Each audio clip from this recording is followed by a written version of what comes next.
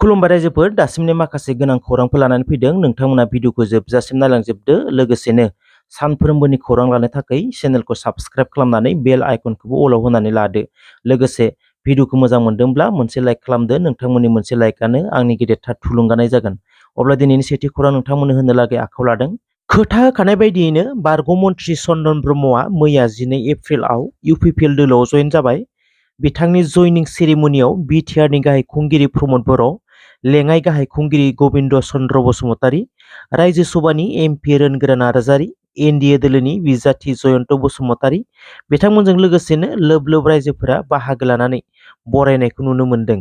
मैयानि समाव आक्रासनि माखासे बारग' दैदेनगिरिफोराबो इउपिपिएल दोलोआव जयेन जानायनि खौरां मोन्दों। मिरु आक्रासनि बारग' चिफ बोसोनगिरि अरुण कुमार रायजों लोगोसे माखासे बारग' दैदेनगिरिफोरा इउपिपिएल दोलोआव जयेन जानायखौ मोनथिनो मोन्दों। चन्दन ब्रह्मनि इउपिपिएल दोलोआव हाबनाया गोबाव सम सिगांनिफ्रायनो जगाजग जाबाय थाखादोंमोन होनना बुंदों इउजि ब्रह्मआ। चन्दन ब्रह्मआ इउपिपिएलआव जयेन जानाय लोगो लोगो इउपिपिएलआ गोबां लाब जागोन होनना बुङो। इउपिपिएलआव भटआ बारायसिगोनखौ आसा खालामदों होननानै बुङो इउजि ब्रह्मआ।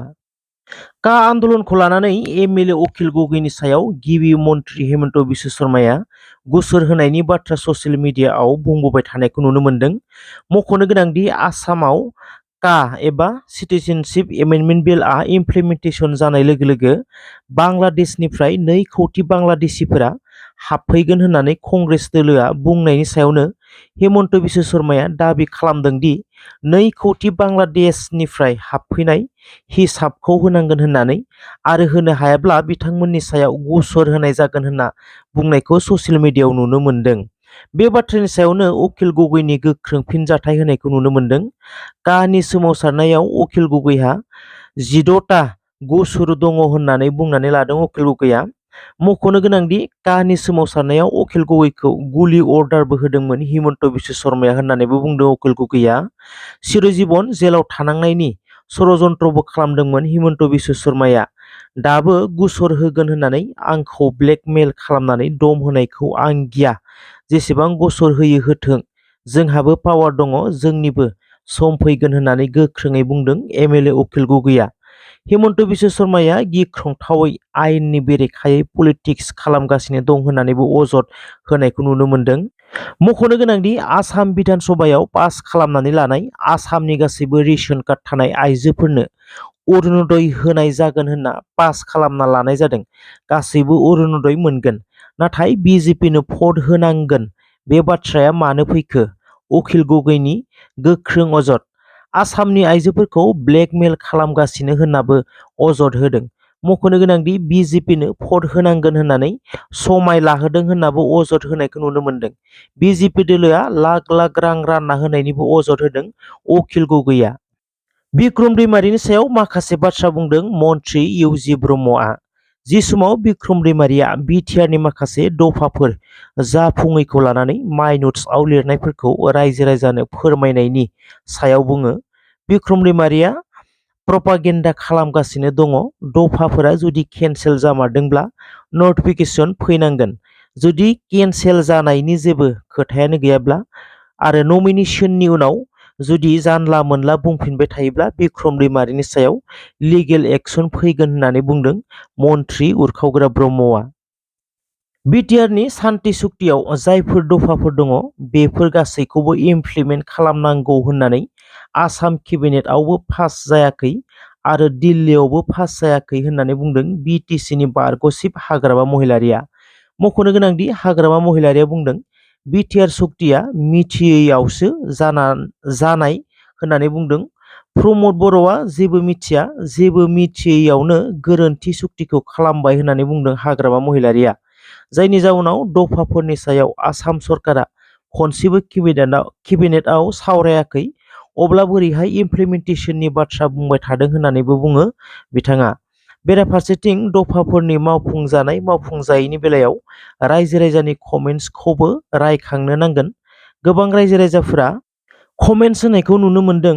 मिरु दुलाराय बर' फरायसा आफादनि मानगोनां गाहाय आफादगिरि दिपेन बर'आ बुंदोंमोन बिसायख'थिनि सिगां दफाफोरा मावफुंजायाब्ला सोमावसारफिनगोन होननानै आथिखालाव राजखान्थियारि दोलोजों थाफानानै बिसायख'थि फोसावथिंनायाव बाहागो लानायखौ गोबां रायजो-राजाफोरानो कमेन्ट्सआव दुखु मोननाय फोरमायनायखौ नुनो मोन्दों।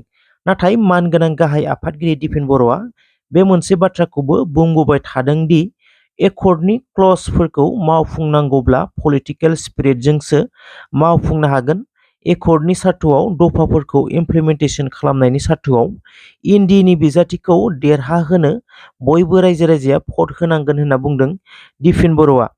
एकर्डनि दफाफोरा मावफुंजानांगौनि थाखाय रायजो-राजाफोरा सोमावसारफिननांगोन ना नाङा समासो खिन्थासिगोन। बेरेखा दोलोनिफ्राय सा 9 इएम आरो एमसिएलएफोरा हाग्रामा महिलारिजों एग्रिमेन्ट खालामना दोनखादों होनना बिक्रम दैमारिया बुंदों। मख'नो गोनांदि प्रमद बर'नि लिडारशिपआव थाला होननानै हाग्रामा महिलारिजोंनो लोगोसे थागोननि थाखाय गभर्नरनि एड्रेसआव एग्रिमेन्ट खालामना दोनखानाय फोरमानखौ आं होनो हायो होनना गोख्रोङै बुंदों बिक्रम दैमारिया। सोर सोर इएम एमसिएलएफोरा हाग्रामा महिलारिजों एग्रिमेन्ट खालामदोंमोन बिथांमोननि मुंखौ बुंना होनो रेडि बिक्रम दैमारि। 2 मानसिनि कल मोनब्लानो बुंनानै होसिगोन सोर सोर इएम एमसिएलएफोरा बबे खालाराव एग्रिमेन्ट खालामदोंमोन। जेरै इउपिपिएलनिया बिपिएफनियाव, बिपिएफआ इउपिपिएलनियाव जइन जानायखौबो नुनो मोनदों। नाथाय आं बेबायदि मोनसे आसरित धरननि लेखा नोंथांमोननि गेजेराव होनो हागोन।